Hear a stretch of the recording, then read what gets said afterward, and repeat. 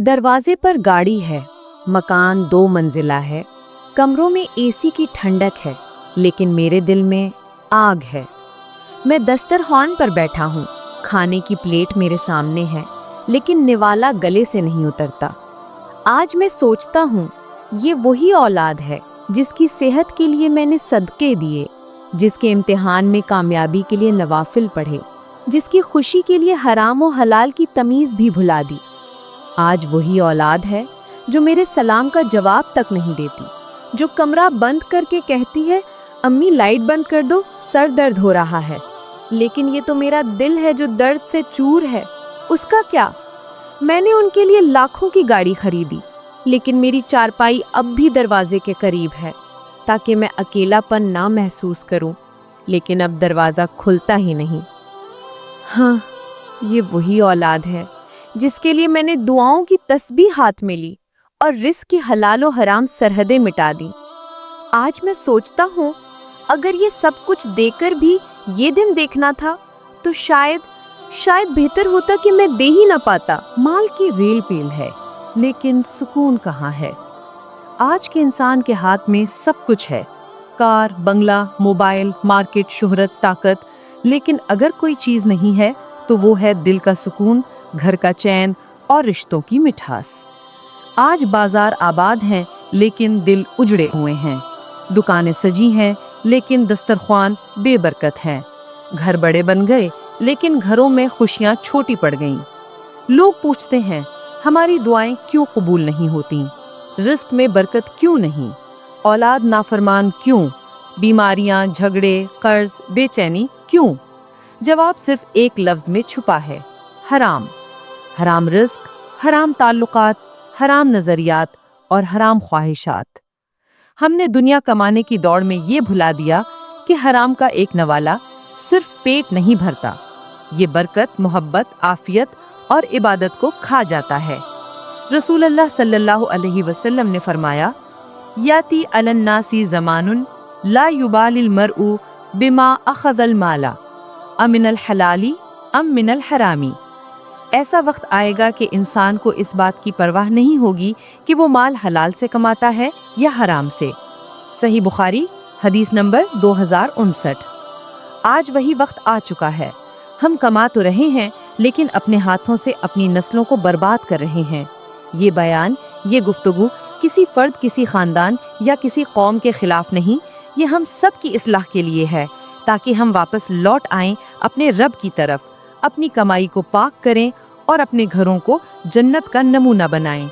जिस कमाई में रब की रज़ा ना हो, वो सुकून नहीं, सिर्फ फरेब है। हिर्स, लालच, जल्दी में दौलत कमाना, ये वो दलदल है जिसमें आज का इंसान खुद को कामयाब समझता है, मगर हकीकत में वो अपनी नस्लों, अपनी इबादत और अपनी दुआओं की जड़ें काट रहा होता है। आपने शायद सुना हो, किसी ने कहा कि माल तो बहुत है, लेकिन बीमारियां भी बहुत हैं। दुकान तो चलती है, मगर बरकत नहीं है। तनख्वाह आती है, लेकिन दिल नहीं भरता। ये सब हराम की कमाई का अंजाम है। कुरान मजीद में इरशाद होता है, या अय्युहर रुसुलु कुलू मिनुत तय्यिबाति वअमलू सालिहा। ए रसूलो, पाकीज़ा चीज़ें खाओ और नेक अमल करो। सूरतुल मोमिनून आयत नंबर 51। अगर खाना ही पाकीज़ा ना हो तो अमल कैसे साले होगा? हराम कमाई इबादत को खा जाती है, दुआओं को रोक लेती है, औलाद को नाफरमान बना देती है, बीमारियां बगैर वजह बढ़ती हैं, घरों में लड़ाइयां छोटी बातों पर भड़कती हैं। नबी करीम सल्लल्लाहु अलैहि वसल्लम का फरमान है, इन्नल्लाह तय्यिबुन ला यक़बलु इल्ला तय्यिबा। बेशक अल्लाह पाक है और पाक चीज़ ही कबूल फरमाता है। सही मुस्लिम हदीस नंबर 1015। आपने एक शख्स का तज़किरा किया जो सफ़र में है, गर्दो आलूद, थका हुआ, हाथ आसमान की तरफ बुलंद किए हुए कहता है, या रब, या रब। लेकिन उसका खाना हराम, पीना हराम, लिबास हराम और परवरिश हराम माल से हुई है। तो रसूलुल्लाह सल्लल्लाहु अलैहि वसल्लम ने फरमाया, फ़अन्ना युस्तजाबु लिज़ालिक। तो ऐसी दुआ कैसे कबूल होगी? सही मुस्लिम हदीस नंबर 1015। याद रखें, हराम कमाई न सिर्फ दुनिया को तबाह करती है, بلکہ آخرت کی کامیابی کے دروازے بھی بند کر دیتی ہے۔ اگر حرام مال سے مسجد بن جائے تو وہ مسجد بھی رب کے ہاں مقبول نہیں۔ حرام مال سے حج ہو تو اس کا صلہ بھی فقط تھکن رہ جاتی ہے۔ سوچنے کی بات ہے، ہم اپنی اولاد کے لیے دنیا کا مال چھوڑ کر جا رہے ہیں یا بد دعائیں، نافرمانی اور بے برکتی۔ حرام مال فقط بینک بیلنس نہیں بڑھاتا، یہ برکتوں کی قبر بناتا ہے۔ جو نوالا حلال ہو وہ نہ صرف جسم بناتا ہے بلکہ کردار بھی سنوارتا ہے۔ رزق صرف پیسہ نہیں ہوتا، یہ وہ ذریعہ ہے جس سے انسان کا جسم بنتا ہے، دل کو سکون ملتا ہے، دعائیں قبول ہوتی ہیں اور عبادات میں نور آتا ہے۔ رزق حلال کم ہو تو بھی دل مطمئن رہتا ہے، رزق حرام ہو تو بے پناہ دولت کے باوجود دل خالی رہتا ہے۔ قرآن کریم کا حکم، کلوا من طیبات ما رزقناکم، جو پاکیزہ رزق ہم نے تمہیں دیا ہے اس میں سے کھاؤ۔ سورۃ البقرہ آیت نمبر 172۔ اللہ تعالیٰ نے رزق کے اندر طیب یعنی پاکیزگی کو لازم قرار دیا، یعنی کمائی نہ صرف جائز ہو بلکہ دل، نیت اور ذریعہ بھی صاف ہو۔ حضرت سعد بن ابی وقاص رضی اللہ عنہ نے نبی کریم صلی اللہ علیہ وآلہ وسلم سے عرض کیا، یا رسول اللہ، میرے لیے دعا کریں کہ میری دعائیں قبول ہوں۔ تو آپ صلی اللہ علیہ وآلہ وسلم نے فرمایا، یا سعد، اطب مطعمک تکن مستجاب الدعوہ، اے سعد، اپنی کمائی کو پاک رکھ تو تیری دعا قبول ہوگی۔ مسند احمد حدیث نمبر 1417۔ سوچئے، اگر ہم چاہتے ہیں کہ ہماری نمازیں دل کو لگیں، ہمارے بچے نیک ہوں، ہمارے گھر میں سکون ہو، تو اس کی بنیاد صرف ایک چیز ہے، رزق حلال۔ رزق حلال کے اثرات: جسم صحت مند، دل مطمئن، دعا قبول، عبادت میں لذت، نسلوں میں برکت، گھر میں محبت، قبر میں نور، آخرت میں نجات۔ حلال کمائی کا ایک نوالا حرام کے ہزاروں سے بہتر ہے۔ حلال کمانے والا چاہے رکشہ چلاتا ہو مگر وہ رب کا محبوب ہے۔ حرام کمائی والا چاہے محل میں رہتا ہو مگر اس کا مال اسے جہنم کی طرف کھینچتا ہے۔ جس گھر میں ماں باپ کی آہیں اٹھتی ہیں وہاں فرشتے نہیں اترتے، لعنت اترتی ہے۔ ماں باپ وہ چراغ ہیں جن کی روشنی میں ہم نے دنیا دیکھی، جن کی دعاؤں سے ہم بچے تھے اور جن کے سائے سے ہم محفوظ تھے۔ لیکن افسوس، آج ہم نے انہی ماں باپ کو نظر انداز کر دیا جیسے وہ ہمارے کام کے نہیں رہے۔ آج کا نوجوان مہنگے موبائل کا بل دے سکتا ہے لیکن ماں کے لیے دوا لیتے ہوئے سوچتا ہے۔ ریستوران میں 1000 خرچ کر سکتا ہے لیکن باپ کی جیب میں جیب خرچ ڈالنے میں شرماتا ہے۔ قرآن مجید فرماتا ہے، وَقَضَىٰ رَبُّكَ أَلَّا تَعْبُدُوا إِلَّا إِيَّاهُ وَبِالْوَالِدَيْنِ إِحْسَانًا، اور تیرے رب نے حکم دیا ہے کہ اس کے سوا کسی کی عبادت نہ کرو اور والدین کے ساتھ حسن سلوک کرو۔ سورۃ الاسراء آیت نمبر 23۔ غور کریں، اللہ تعالیٰ نے اپنی عبادت کے فوراً بعد والدین کے ساتھ حسن سلوک کا حکم دیا۔ یہ ان کی عظمت کی دلیل ہے۔ رسول اللہ صلی اللہ علیہ وسلم کا فرمان ہے، رغم انفہ ثم رغم انفہ ثم رغم انفہ، وہ شخص ذلیل ہو، وہ شخص ذلیل ہو، وہ شخص ذلیل ہو۔ صحابہ رضی اللہ عنہ نے عرض کیا، یا رسول اللہ، کون؟ آپ صلی اللہ علیہ وسلم نے فرمایا، من ادرک والدیہ عند الکبر احدہما او کلیہما ثم لم يدخل الجنہ، جس نے اپنے والدین کو بڑھاپے میں پایا اور ان کی خدمت کر کے جنت حاصل نہ کی۔ صحیح مسلم حدیث نمبر 2551۔ یاد رکھو، ماں باپ کی خدمت فرض ہے، احسان نہیں۔ یہ عبادت ہے، احسان نہیں۔ یہ نجات کا ذریعہ ہے، بوجھ نہیں۔ ماں کے قدموں تلے جنت ہے اور باپ کی رضا اللہ کی رضا ہے۔ جو ماں باپ سے بدسلوکی کرے اس کی دعا قبول نہیں ہوتی، اس کے رزق سے برکت اٹھا لی جاتی ہے، اس کے بچوں میں نافرمانی پیدا ہوتی ہے اور مرتے وقت اس پر سختی کی جاتی ہے۔ جس نے اولاد کو صرف پڑھایا، کمائی سکھائی لیکن اللہ سے جوڑنا نہ سکھایا، وہ خالی ہاتھ ہے۔ آج ہر ماں باپ اپنی اولاد کے لیے کچھ نہ کچھ چاہتا ہے، بہتر تعلیم، اچھا کیریئر، روشن مستقبل، لیکن اکثر ماں باپ بھول جاتے ہیں کہ صرف دنیاوی کامیابی کافی نہیں۔ اگر اولاد کے دل میں اللہ کا خوف اور ماں باپ کا ادب نہ ہو تو وہ کامیابی ایک خطرناک ناکامی بن جاتی ہے۔ آج کے بچے کے ہاتھ میں قرآن نہیں بلکہ موبائل ہے، اس کی زبان پر درود نہیں بلکہ گالیاں ہیں، اس کی آنکھ میں شرم نہیں بلکہ ڈراؤنی فلموں کی عادت ہے۔ یہ سب کچھ اچانک نہیں ہوا، یہ ایک لمبے عرصے کی تربیتی غفلت کا نتیجہ ہے۔ اللہ تعالیٰ فرماتے ہیں، یا ایھا الذین آمنوا قوا انفسکم واہلیکم نارا، اے ایمان والو اپنے آپ کو اور اپنے گھر والوں کو آگ سے بچاؤ۔ سورۃ التحریم آیت 6۔ یعنی ماں باپ کی ذمہ داری صرف کھلانا پڑھانا نہیں بلکہ نارے جہنم سے بچانا بھی ہے۔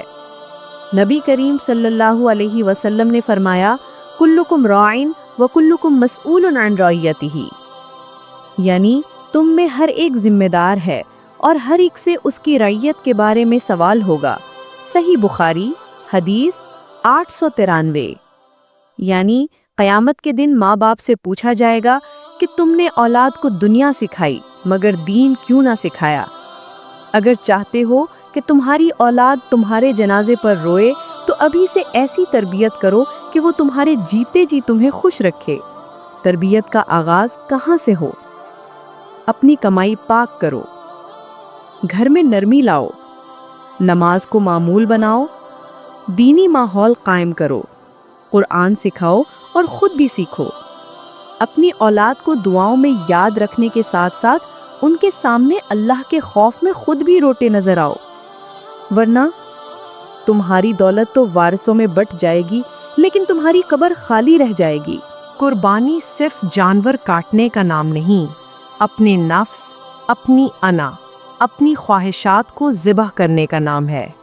عید الاضحیٰ کا موسم آتا ہے، جانور خریدے جاتے ہیں، فیس بک پر تصویریں لگتی ہیں، ویڈیوز بنتی ہیں اور دعویٰ کیا جاتا ہے ہم ابراہیم علیہ السلام کی سنت پر عمل کر رہے ہیں۔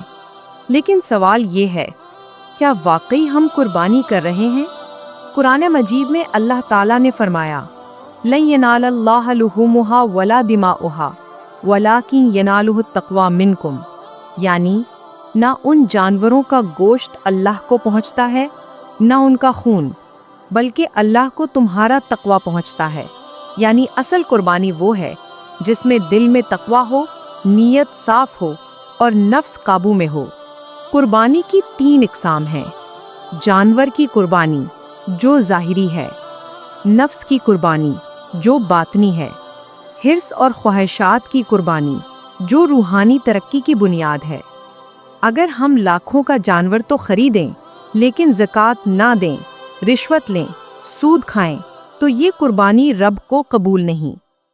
کیا ہم نے کبھی سوچا، اپنے غصے کی قربانی، اپنی زبان کی سختی کی قربانی، اپنی فالتو خواہشات کی قربانی، والدین کی نافرمانی کو چھوڑنے کی قربانی، نماز کے لیے نیند قربان کرنے کی قربانی، یہ سب اصل قربانی کے مطالبے ہیں۔ قربانی وہ ہے جو ابراہیم علیہ السلام نے بیٹے کی صورت میں پیش کی اور اسماعیل علیہ السلام نے خود کو رضا الہی کے لیے سپرد کیا۔ تو ہم بھی سوچیں، کیا ہم نے رب کے لیے کبھی اپنا کچھ چھوڑا؟ جس گھر میں حرام آتا ہے وہاں روٹیاں تو پکتی ہیں مگر خوشیاں نہیں۔ یہ کہانیاں فرضی نہیں، یہ ہماری گلیوں، محلوں اور گھروں کی داستانیں ہیں۔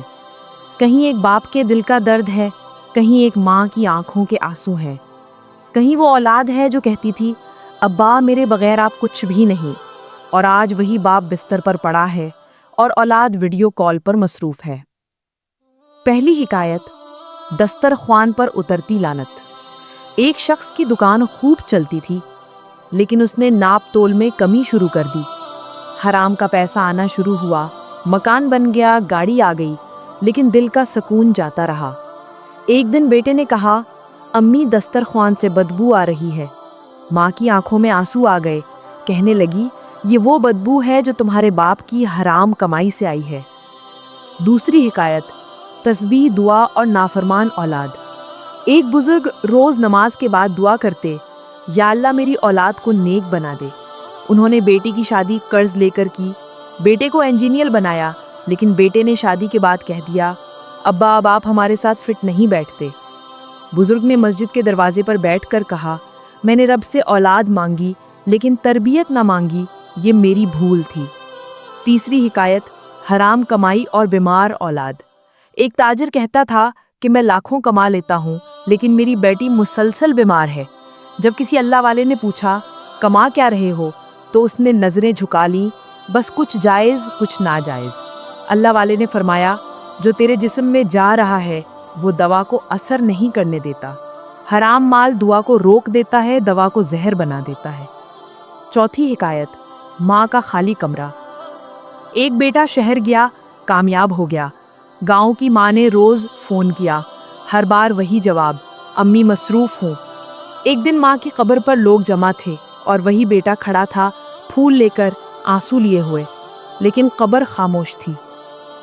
پانچویں حکایت، عید کا جانور یتیم کا دل۔ ایک شخص 10 لاکھ کا جانور خرید لایا، گاؤں میں خوب چرچا ہوا، لیکن اس کے محلے کی یتیم بچی جو نئی چپل کے لیے ترس رہی تھی اسے نظر انداز کر دیا۔ اللہ والے نے کہا، قربانی وہ ہوتی ہے جو اللہ کے بندوں کے لیے بھی ہو، صرف جانور کے لیے نہیں۔ یہ صرف قصے نہیں، یہ عبرت ہے۔ ہم نے رب کے نام پر جانور تو ذبح کیے لیکن دلوں سے تکبر نہ نکالا۔ ہم نے قبروں پر پھول رکھے لیکن ماں کی آنکھوں کے آنسو خشک نہ کیے۔ ہم نے مسجدیں بنائیں لیکن اپنے دسترخوان حرام سے پاک نہ کیے۔ اصل عمل کیا ہے؟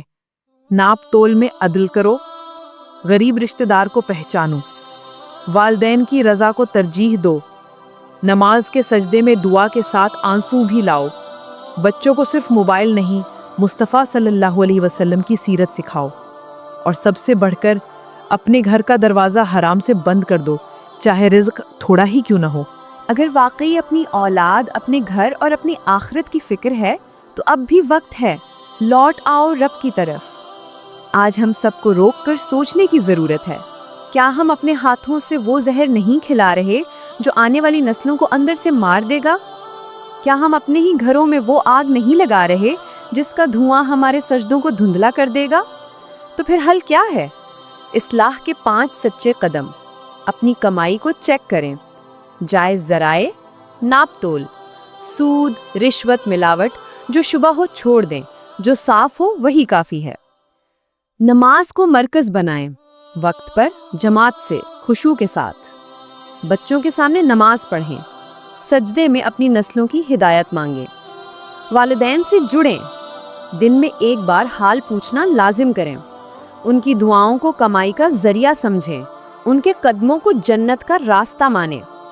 دسترخوان کو پاک کریں، حرام، مشکوک یا ظلم کا مال نہ آنے دیں۔ جو بھی کھائیں اللہ کا شکر ادا کریں۔ روزانہ ایک نوالہ کسی ضرورت مند کے لیے نکالیں۔ اولاد کی دینی تربیت کریں، صرف اسکول نہیں، دین بھی سکھائیں۔ قرآن، نماز، سیرت نبی صلی اللہ علیہ وسلم، ان کے دلوں کو اللہ سے جوڑیں، ورنہ دنیا ان کو خود لے جائے گی۔ یاد رکھو، حرام سے بچنا جہاد ہے اور رزق حلال پر قناعت کرنا ولایت ہے۔ پہلا قدم مشکل ہو سکتا ہے لیکن وہی قدم تمہیں اللہ کے قریب کر دے گا۔